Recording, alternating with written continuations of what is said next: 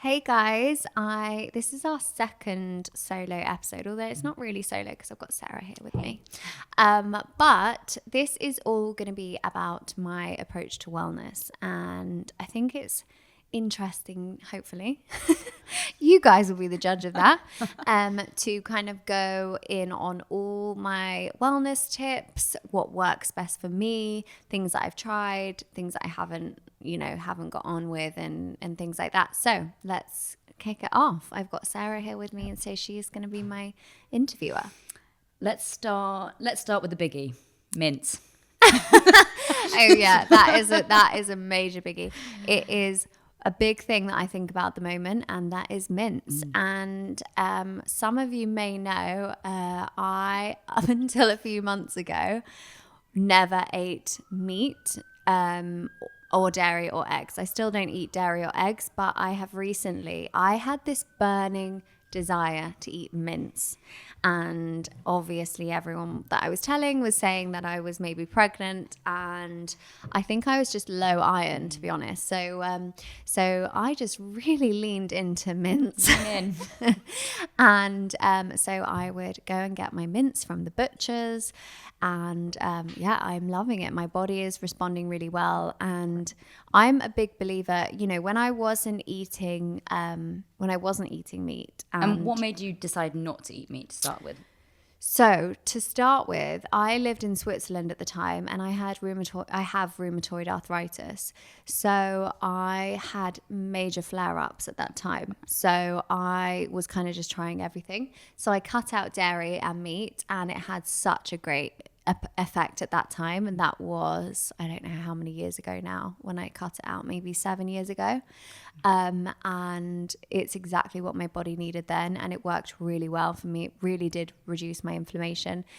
I also just want to say, at the same time, I was focusing on things like infrared saunas and Pilates, and really like researching health and wellness and other tips. So yeah, I'm loving meat, and also I'm eating chicken sausages. So I'm saying I'm eating meat, but I'm really only eating mince and chicken sausages. Yeah. It's quite niche. It's quite specific. It's a niche meat diet. It is. So, and again, I get the chicken sausages from the butchers. So I think we were just talking actually with Rose, and I think there's something to be said for not eating very much meat, but eating very good quality meat. And listening to your body. Yeah, exactly. And if you're feeling incredible and you're vegan, stick with that. Yeah. I think we can get so caught up on hypes and trends and clickbait on TikTok. And you kind of just think, oh my God, you almost, and I'm guilty of this, almost create things in your body that don't even exist. You're like, oh my God, I need to do this now because, inflammation. And it's like, but are you actually inflamed? So I saw a hormone doctor, and that's something I really would recommend. I see Dr. Seher Rockhead, I think it's Rockhead or Rockhead, Dr. Seher at Omnia Clinic in Knightsbridge. She's incredible. So get your hormone levels tested. That's so interesting. So she maps out. Yeah, she basically tailors what you need and tells you exactly your levels of different things. So when I first went to her, my inflammation was through the roof. She was like, honestly, I've never seen this. Like, it's a lot. Did she give a reason why? Well, that was connected to the arthritis. Right. So, and recently when I went back to see her, my inflammation is like completely normal now. Wow. So it just goes to show for me that whatever I'm doing is working, but, and I hate when everyone says this, everybody is different, but it's so true. So I would just try, if you can, ignore everything that's going on in social media. I know that I'm on social media and I'm sharing these things. But I'm just sharing what works for me. Yeah, you're very authentic when it comes to I just think what you do and exactly. Like. And I want to just share what's working for me, and also kind of give it as an option to other people, not be like, this is the only way. If you want to be vegan, if you want to eat meat, whatever it is. But that's my thoughts on mince and chicken sausages, guys. Okay, what other wellness tips or approaches that you think have made such a difference other than nutrition? So I used to actually have really severe acne. So I found it really annoying, actually. So I went on Roaccutane twice. It didn't work for me. And Roaccutane It's quite strong. is brutal. If you haven't taken it before, I'm not saying don't take it, because for my brother, for example, he never got another spot ever again. Wow. Yeah. But it isn't to be taken lightly. So you do have, symptoms. You get the dry lips, dry eyes, things like that. But it didn't work for me because it was hormonal and it was very connected to stress. So I basically focused on calming myself down, and because I had tried everything. I'll also just touch on skincare briefly, but I'll do another episode in that. But I focused on really calming my nervous system down and creating this kind of wellness routine that worked for that. So I do infrared saunas, I do ice baths, I walk, I try and get my 10,000 steps in every day. I think moving naturally and being 100%. naturally active makes such a difference, doesn't it? Yeah. I know if It really we're in does. the office all day and we just go out for a little power walk, it just makes you feel so much better. Productive, creative, everything. And you're in nature, you feel good, you're Yeah. getting the sunlight in your eyes, you're helping the circadian rhythm. And I think just sometimes going back to basics, I know that doesn't sound that basic with the saunas, but just really noticing what's working for you and trying to ignore everything else. So if someone was in a bit of a rut, they didn't know where to turn, but they knew they had to change something, where would you advise to change first? I would, if they're in a rut, I would say probably start with some form of mindfulness first thing in the morning. And I would say either meditation or visualization, but they can kind of be linked. So for me, I would literally visualize my dream day in the mornings, and that helped me. I would just kind of invent this dream day or how I wanted things to be and visualize every single detail. That really helped me. Second to that, I would encourage everyone to try Pilates. I know that this is like an eye roll, but I promise you, No eye rolling here. No. in the morning or whenever you're kind of at your best in terms of movement, get a short burst of movement, even 15 minutes, even 10 minutes will make such a difference. I also think the thing that's so powerful about this form of Pilates is you can't be in your head because you're so in your body. That's really true, actually. Yeah. Because, like, for example, when I was just teaching Pia, you were saying, God, it makes such a difference, the small tweaks and things. So if you're really focusing on what's going in your body, you're kind of having that 15, 30 minute like reset for your mind to just switch off the distraction and the noise. So I would definitely say that. And I also think, and this is why I did that January challenge with the accountability, grabbing like an accountability partner if you can always helps. Doing it together 100%. with someone. Like you've done it, haven't you? I did it every single day. I'm really proud of myself.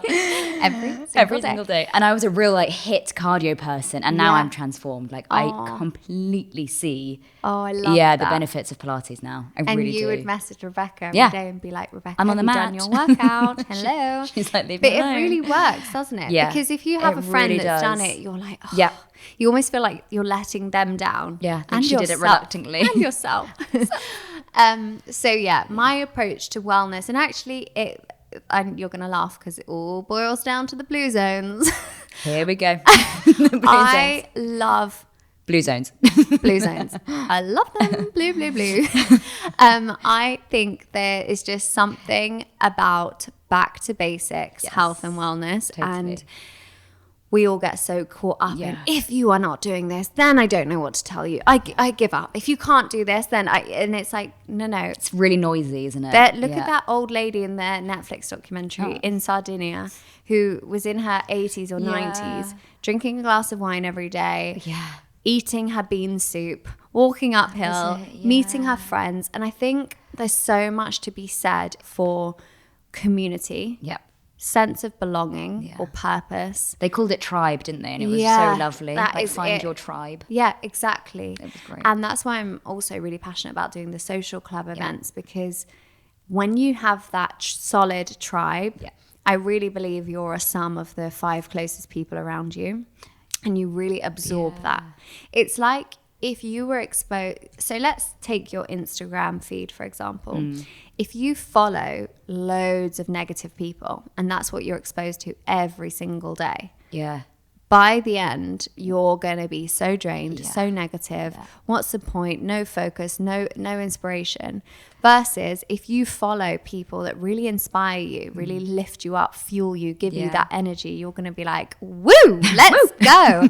So I think it's kind of the same, like really curating your tribe. Yeah. And I think that's a big part of it. And as I said, moving naturally, you know, being naturally active, focusing on simple but good quality food. Yeah.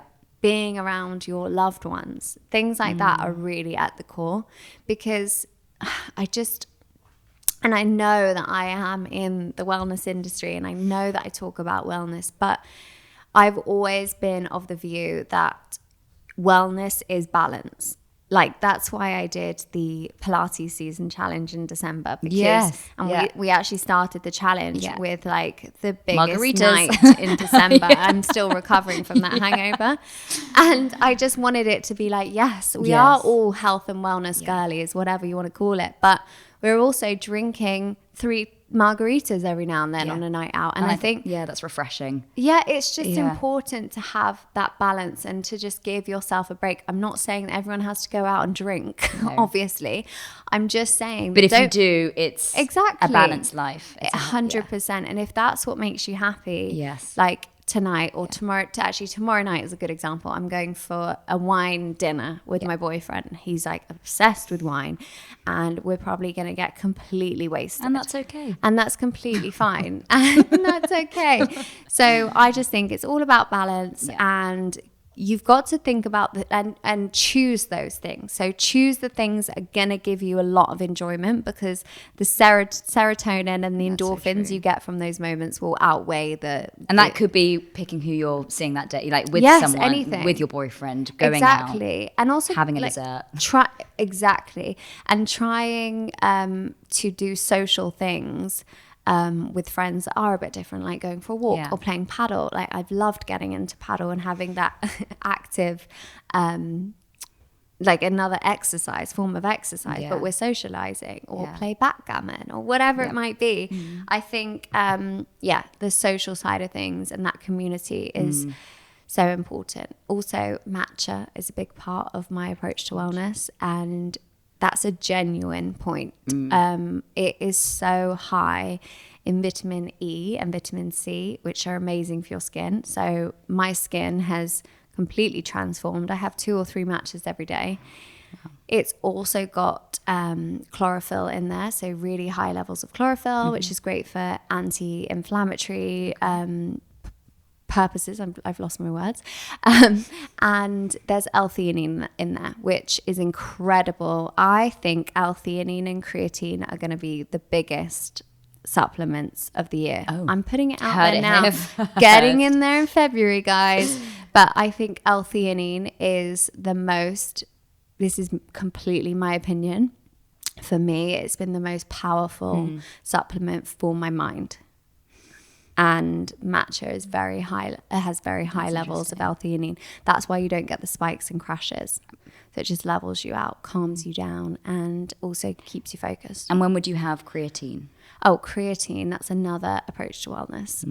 So creatine, I actually add to my water during my workout. Oh. So I just recently got a Stanley Cup. Kill me now. I know. I never thought I'd be a Stanley Cup kind of gal, but here we are, and I love it. I've got to say, it's so practical. They're great. So in my Stanley Cup, I will put electrolytes and creatine in there, 5 grams of creatine, and it has really helped my energy levels. It's incredible. I mean, it's the most science-backed supplement, I think, on the market.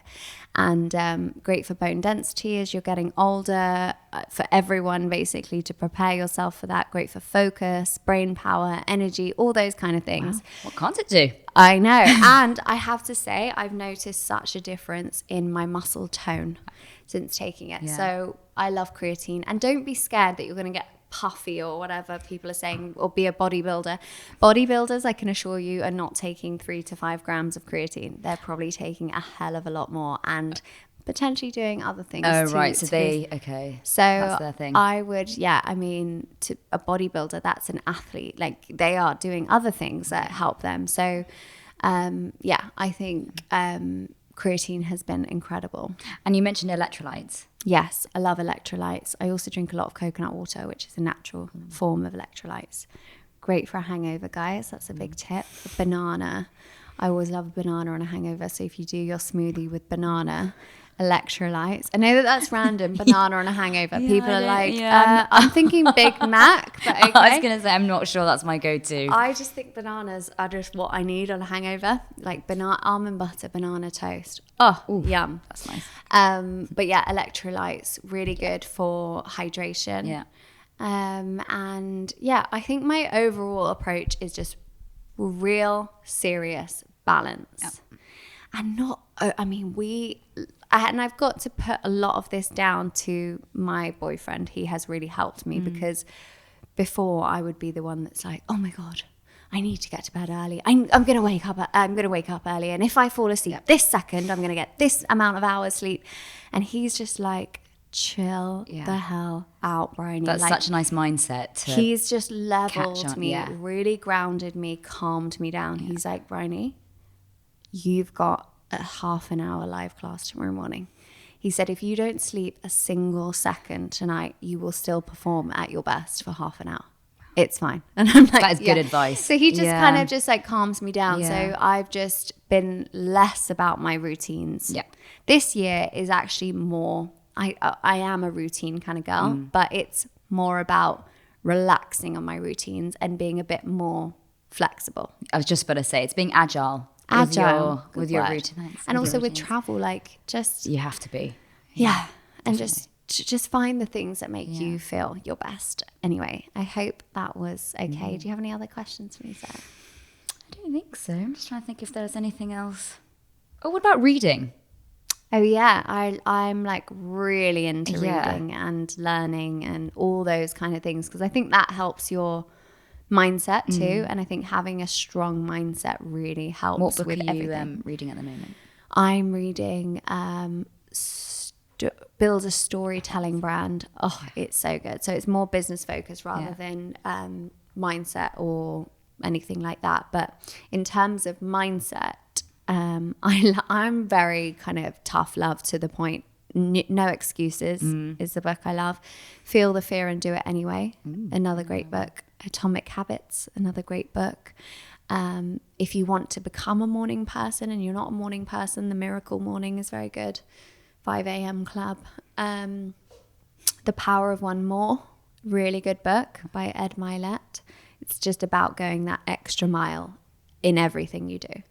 I like that. It's really amazing. So for example, if you've done 10 crunches, try and do 12. Yeah. Try and like every time. I feel like you're so like this, Sarah. I like that a lot. You always do the extra mile. And people really remember that. If you do, even if you do it for your friends or your family or whatever. It's true. You can apply it anywhere. To anything. Yeah. And I think with wellness, it's like, don't be lazy. Come on. And I'm saying this to myself, by the way. You've got this, Bryony. Come on, you can do it. And I think that really helps. So reading and listening to podcasts are amazing tools, especially podcasts, free tools. It's incredible the amount of information we can have now. So yeah. Great. Anyway, thank you guys. I hope you enjoyed that. Thank you, Sarah. My pleasure. And let me know if you have any other solo episode ideas. And sending lots of love.